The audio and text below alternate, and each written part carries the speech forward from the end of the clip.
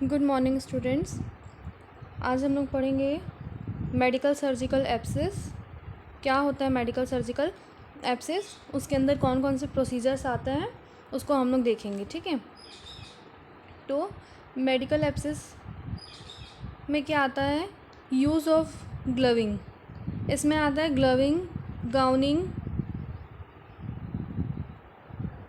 ठीक है, और वेयरिंग मास्क, ये सब चीज़ें इसके अंदर आती हैं। तो पहले हम लोग देखेंगे कि यूज़ ऑफ ग्लविंग, ग्लव्स का कैसे यूज़ करते हैं मेडिकल एब्सेस में। मतलब अगर हम मेडिकल प्रोसीजर्स कर रहे हैं या फिर मेडिकल वार्ड पे हैं तो हम लोग कौन कौन से ऐसे टेक्निक यूज़ कर सकते हैं जिससे क्या होगा, कंटामिनेशन को हम लोग रोक सकते हैं या फिर स्प्रेडिंग ऑफ डिसीज़ को या फिर इन्फेक्शंस को हम लोग पर्सन टू पर्सन कंट्रोल कर सकते हैं। ठीक है, तो इसमें पहले देखेंगे हम लोग use of glovings. This are needed to protect person coming close contact with a patient having a communicable disease which is airborne, example diphtheria, sore throat, meningitis, chicken pox, whooping cough, etc. In most of these cases, a gown is also needed. हम लोग देखते हैं कि ग्लविंग्स क्यों ज़रूरी रहता है। ठीक है, किसी भी पर्सन को प्रोटेक्ट करने के लिए, अगर हम लोग किसी भी पर्सन के कांटेक्ट में आ रहे हैं जिनको कम्युनिकेबल डिसीज़ है, कोई भी टाइप का कम्युनिकेबल डिसीज़ हो सकता है, तो अगर हम लोग उनके कांटेक्ट में आ रहे हैं तो हमको क्या होना चाहिए, ग्लविंग्स होना चाहिए, हमारे पास मास्क होना चाहिए। ठीक है, और क्या होना चाहिए, गाउन भी होना चाहिए। ठीक है, जो मेडिकल के लिए हम लोग देखते हैं जो आर्टिफिशियल या फिर डिस्पोजेबल ग्लव्स आता है उसको हम लोग यूज़ करते हैं ताकि हम लोग क्या कर सकें, उनको हम लोग मास्क भी पहनना है और गाउन, ग्लविंग्स, ये सब हम लोगों को पेशेंट एज हम लोग देख रहे हैं कि अगर पेशेंट ज़्यादा इन्फेक्टेड है, इन्फेक्शियस वार्ड में अगर हम लोग ड्यूटी कर रहे हैं या फिर ऐसा कोई सब प्रोसीजर कर रहे हैं तो हम लोग को क्या है, हमको अपना प्रिकॉशन पहले लेना है और हमको पेशेंट को भी उस चीज़ से प्रिकॉशन देना है कि अगर हम स्टाइल टेक्निक यूज़ नहीं कर रहे हैं, क्लीनिंग टेक्निक यूज़ नहीं कर रहे हैं तो उससे क्या होगा, पेशेंट भी प्रोटेक्टेड रहेंगे। ठीक है,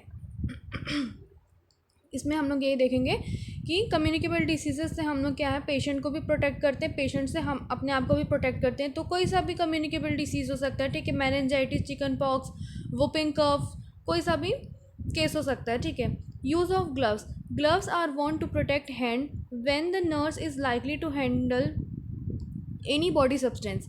ठीक है, हम लोग ग्लव्स क्यों पहनते हैं, ग्लव्स को इसलिए हम लोग को पहनना चाहिए क्योंकि ग्लव्स क्या करता है, हमारे हैंड को प्रोटेक्ट करके रखता है। ठीक है, when the nurse is likely to handle any body substance. ठीक है, क्योंकि नर्स जो है वो पेशेंट का कोई भी बॉडी सब्सटेंस को वो ही सबसे पहले क्या करती है, हैंडल करती है।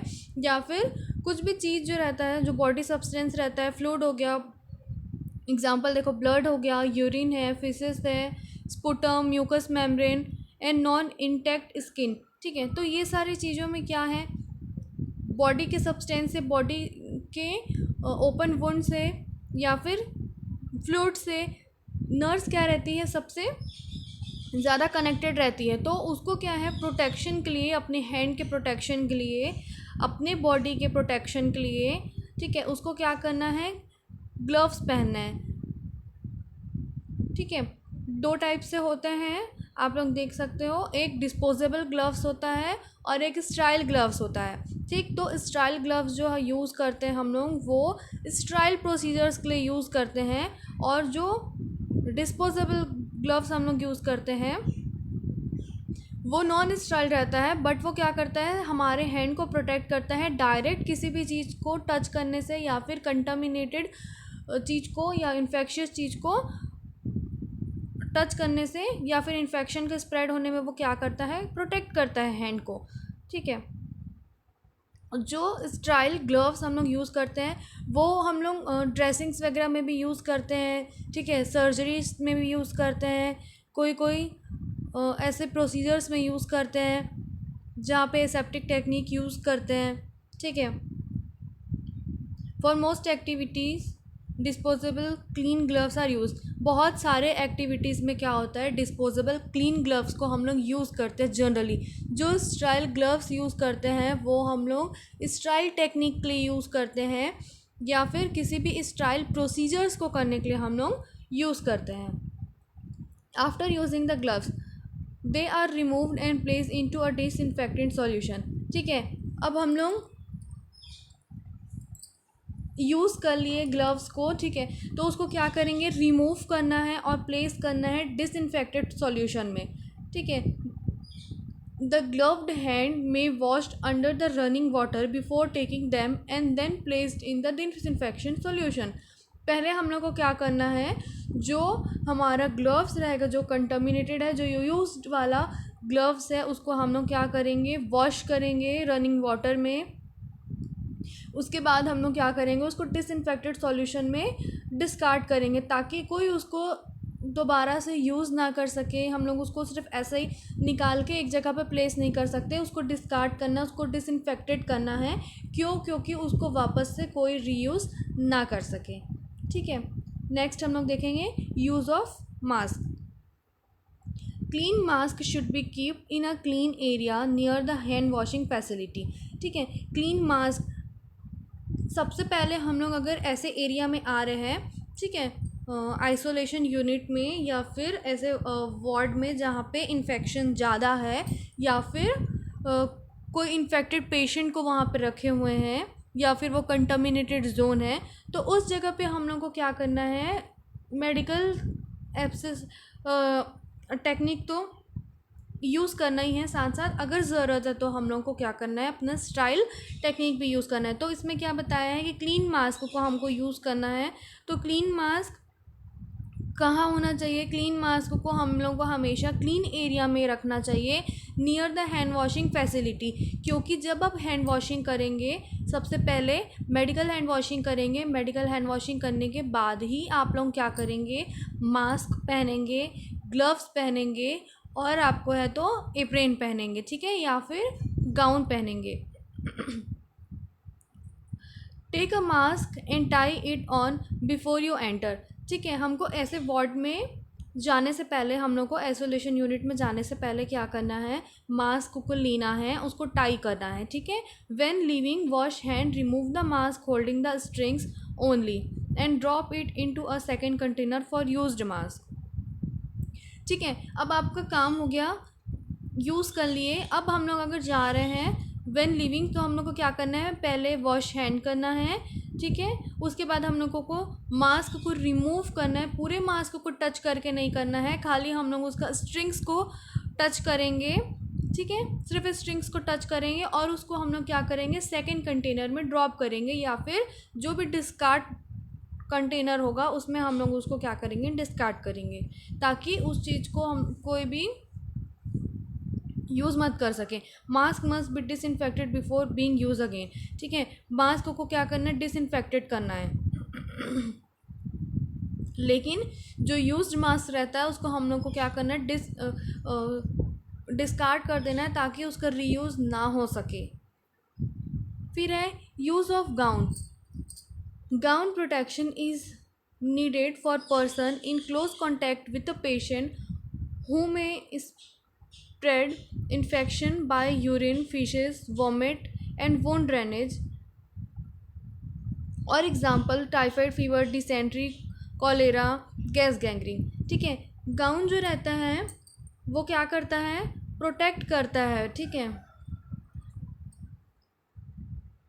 किसी भी पर्सन को किसी के भी क्लोज कांटेक्ट में अगर आ रहे हैं, पेशेंट के क्लोज कांटेक्ट में आ रहे हैं जिनको क्या है, इन्फेक्शन है, और वो इन्फेक्शन क्या हो सकता है, स्प्रेड हो सकता है किसी भी तरीके से, जैसे कि यूरिन से, फीसेस से, वोमिट से, या फिर वुंड ड्रेनेज से, किसी भी चीज़ से वो क्या है, इन्फेक्शन जो है स्प्रेड हो सकता है। तो ऐसे टाइम पे अगर हम लोग पेशेंट के कांटेक्ट में आ रहे हैं तो हमको क्या होना चाहिए, ग्लविंग, गाउनिंग, मास्क, ये सब चीज़ों का हमको यूज़ करना है। ठीक है, और अगर टाइफाइड फीवर है, डिसेंट्री है, कॉलेरा है, गैस गैंग्रीन है, तो हम लोग इन सब चीज़ों में भी क्या कर सकते हैं, गाउन यूज़ कर सकते हैं। ठीक है, गाउन टेक्निक।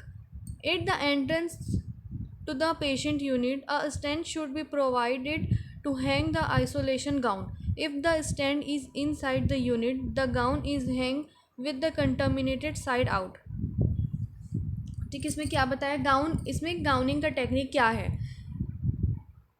ठीक है, ये स्टाइल गाउन का नहीं बताया है, ये मेडिकल एब्सेस में फॉलो किए जाने वाले जो भी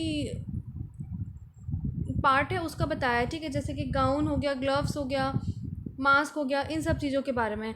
तो इसमें हम लोग देखते हैं जब हम लोग एंट्रेंस करेंगे पेशेंट यूनिट में, तो वहाँ पे एक स्टैंड होना चाहिए जहाँ पे आइसोलेशन गाउन, आप लोग इसको एक एप्रिन के नाम से भी सुने होंगे, एक कोई लोग उसको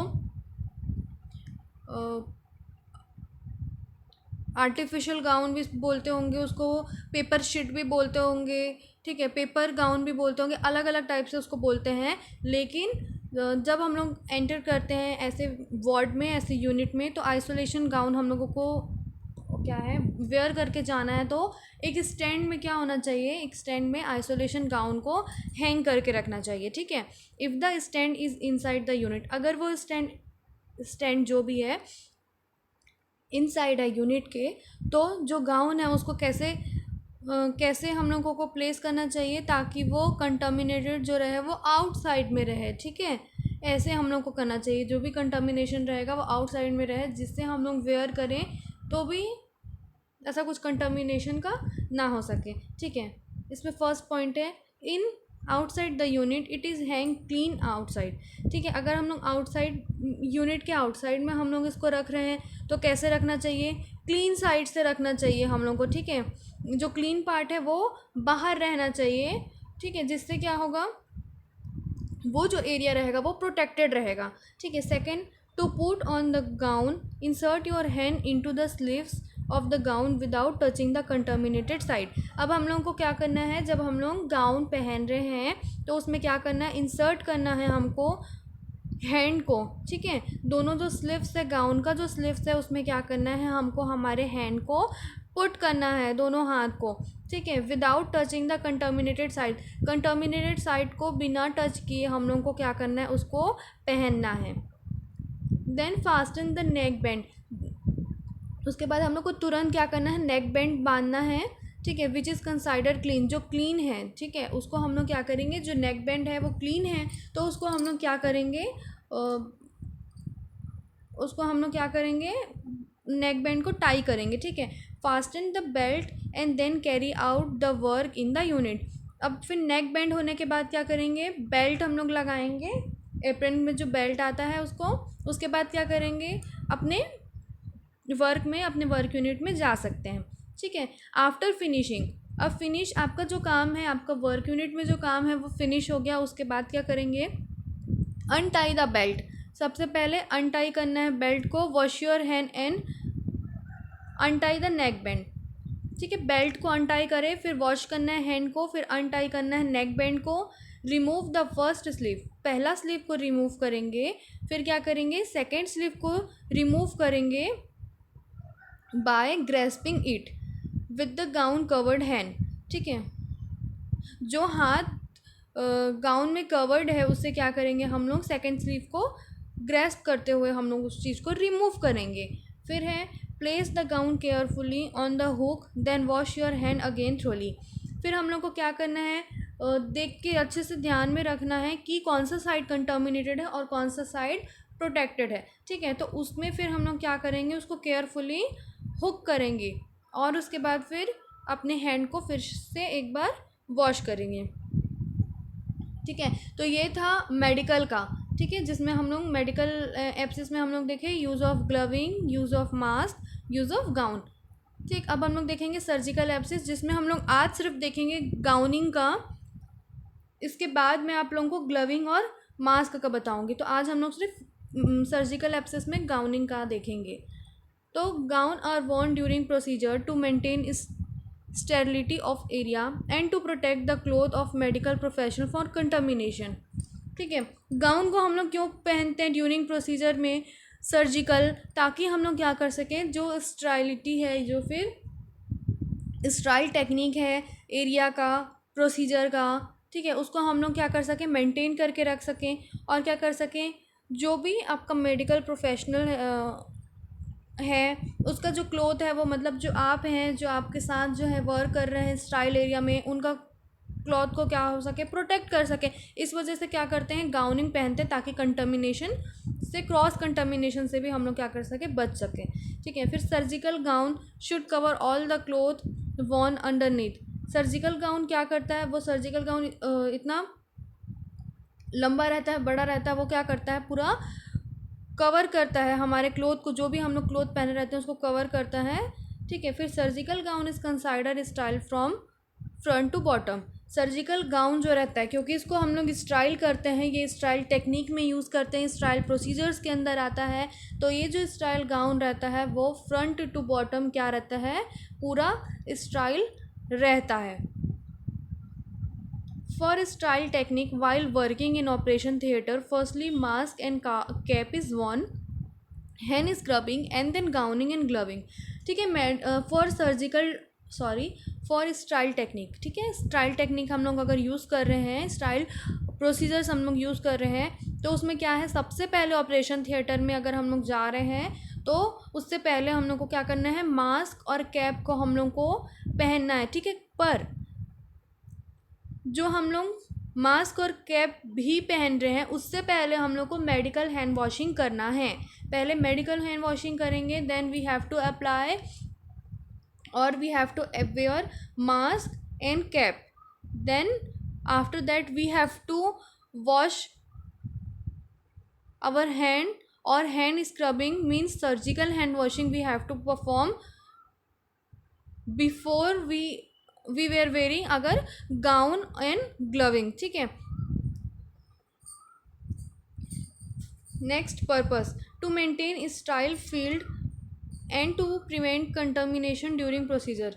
इसमें क्या है कि हम लोग क्या करते हैं, मेंटेन करके रखते हैं स्टाइल फील्ड को और प्रिवेंट करते हैं कंटामिनेशन को ड्यूरिंग प्रोसीजर्स। फिर सेकंड है to protect health care personnel from coming in contact with intact material. इसमें क्या कर रहे हैं, हेल्थ केयर पर्सनल जो भी कॉन्टैक्ट में आ रहे हैं उनको भी क्या करते हैं, हम लोग प्रोटेक्ट करते हैं। ठीक है, इसमें प्रोसीजर है नर्सिंग एक्शन और rationale. First, the sterile gown is folded inside out with the collar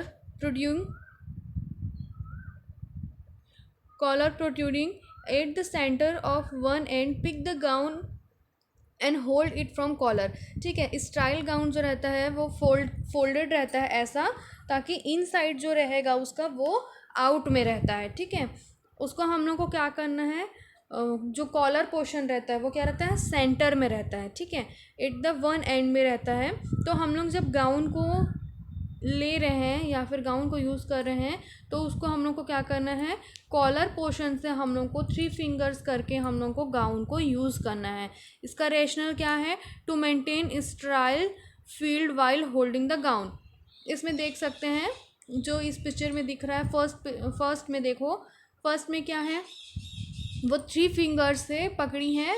ठीक है, इनसाइड का पोर्शन, जिससे क्या है वो अपना हैंड उसमें डालेगी। अब फिर नेक्स्ट में देखेंगे, hold it away from your self and let it unfold freely without touching surrounding. ठीक है, सर सबसे पहले हम लोग गाउन को 3 फिंगर से, वो पूरा प्लेस है तो हम लोग को क्या करना है, 3 फिंगर से उसको उठाना है। उसके बाद फिर हम लोग क्या करेंगे, उसको अपने से थोड़ा सा दूर रख के क्या करेंगे, उसको अनफोल्ड करेंगे, फ्रीली अनफोल्ड करेंगे ताकि वो पूरा ओपन हो जाए, बिना हम लोग उसको ना टच किए, आसपास की चीज़ों से टच किए हम लोग को क्या करना है, उसको ओपन करना है, अनफोल्ड करना है। To prevent contamination of gown, ये क्या करता है, कंटामिनेशन से प्रिवेंट करता है। ठीक है, फिर note the in side and put each hand in the position of sleeves. अब क्या करना है हम लोग को, जो इन साइड है उसमें हम लोग को क्या करना है, दोनों हैंड को हम लोग को 1 बाय 1 करके क्या करना है, पुट करना है। Expand the hand upward while putting the gown. हमारा हाथ कहाँ होना चाहिए, ऊपर की पोजीशन में होना चाहिए जब हम लोग गाउन को वेयर कर रहे हैं। तो for easy fitting of gown, ताकि हम लोग को बार बार गाउन को टच करना ना पड़े, वो गाउन जो है वो ईज़िली फ्लो होके हमारे में पूरा कवर हो जाए। ठीक है, तो हम लोग को क्या करना है, जैसे गाउन ओपन हुआ हम लोग को अपने हैंड को डालना है। ठीक है, उसके बाद ये क्या करेगा, आप लोग पिक्चर्स में देख सकते हैं, गाउन को हम लोग को क्या करना है, हैंड दोनों स्लीव्स में डालना है, ठीक है, अपवर्ड पोजीशन में डालना है, डाउनवर्ड नहीं, अपवर्ड पोजीशन में डालना है। फिर द ओटी असिस्टेंट और सर्कुलेटिंग नर्स, वहाँ पे अगर आप ओटी रूम में हैं, स्टाइल टेक्निक में हैं, तो वहाँ पे क्या करते हैं, जो ओटी असिस्टेंट है और जो सर्कुलेटरी नर्स है वो क्या करेगी, सबसे पहले आपका नेक टाई करेगी and then shoulder tie without touching the sterile gown, ठीक है, विदाउट टचिंग स्टाइल गाउन वो क्या करेगी, सबसे पहले आपको ऐसे पोजीशन में रहना है, जैसे जो नर्स है वो क्या करेगी, सबसे पहले आपका शोल्डर टाई करेगी, फिर आपका बेल्ट लगाएगी, ठीक है, रिस्ट टाई करेगी without touching the sterile gown, prevent contamination when turning while performing procedure, ठीक है। ये क्या है, जो भी आपके असिस्टेंट नर्स है वो आपके पीछे ही रहेंगी, ओटी असिस्टेंट नर्स जो रहेंगे वो पीछे रहेंगे, ताकि जो भी प्रोसीजर है, ठीक है, वो डायरेक्ट स्टाइल गाउन के वो फेस पे ना आए, क्योंकि जो स्टाइल पोर्शन रहता है वो क्या रहता है, वो डायरेक्ट स्टाइल प्रोसीजर के लिए हम लोग यूज़ करते हैं, पेशेंट के डायरेक्ट कांटेक्ट में आते हैं, तो इसको हम लोग ऐसे ही टाई करते हैं विदाउट कंटामिनेशन, ठीक है। तो आज के लिए हम लोग देखें सर्जिकल एसेप्सिस में देखें हम लोग गाउनिंग, और मेडिकल एसेप्सिस में देखें हम लोग यूज़ ऑफ ग्लविंग, मास्क और गाउन।